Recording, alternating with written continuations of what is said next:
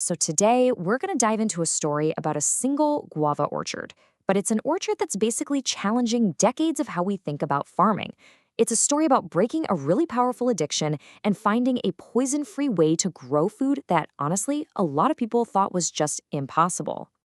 It all boils down to this, doesn't it? It's a really simple, universal desire.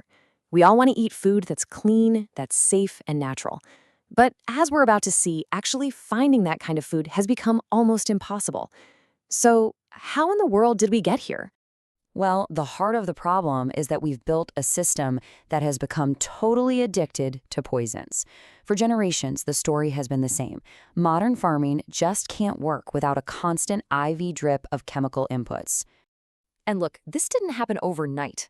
For the last 50 years, that's half a century, agriculture has been systematically training our crops to depend on chemicals. It's fundamentally changed our entire food system. And it gets worse. The chemicals don't always stop when the food leaves the field. Sometimes, produce gets sprayed after it's already been picked. Why? Just to hide any little pests from you, the customer. It's a trick to make it look good, but you have to wonder, what's it doing to our health? Okay, but in the middle of all this dependence, there is a powerful story of hope. Let's shift gears and look at a specific guava orchard in Pakistan that's built on a completely different philosophy, a natural, sustainable way of farming. So what's their secret? It's a method called PQNK, which stands for Sustainable Natural Farming System. And this isn't just about, skipping a few chemicals here and there.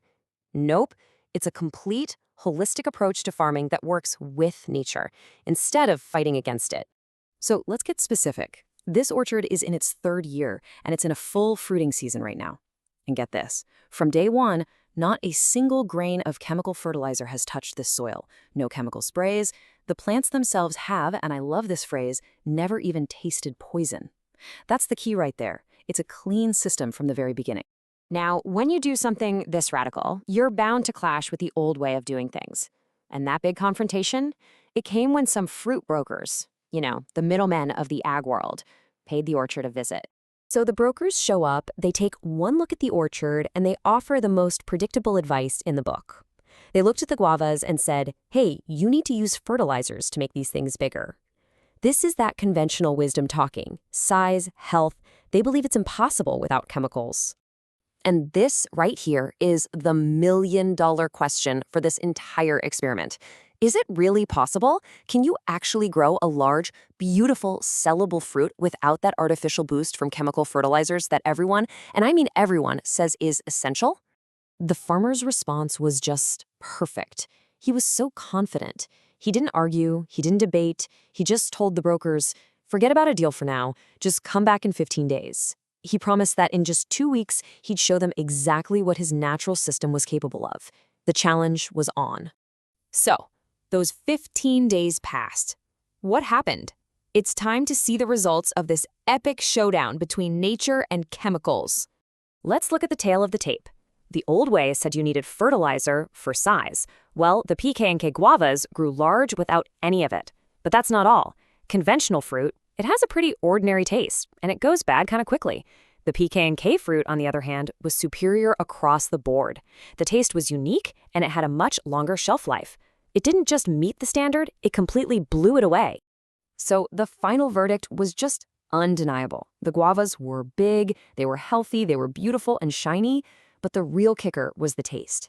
It was so different, so unique, that even those skeptical brokers had to admit they'd never tasted anything like it in their lives. They had no choice but to concede that this natural method had created something truly special. You see, this victory wasn't just about one harvest or proving some brokers wrong. The farmer sees this as something so much bigger. He sees it as the very first step toward a new, more sustainable, and, in the end, a more successful way of farming for everyone. The farmer really sums up his whole philosophy with this one powerful question. What he achieved, it wasn't a miracle. It was the result of hard work, of belief, and just the willingness to try something different. It kind of makes you think, doesn't it? The limits we see are often just the ones we put on ourselves. And so this one little orchard leaves us with a huge question to chew on. If one farmer can get these incredible results, what could be possible if we did this on a larger scale? This story proves that poison-free food isn't some fairy tale. It's actually achievable. So the question we're all left with is this: is this the future we should be fighting for?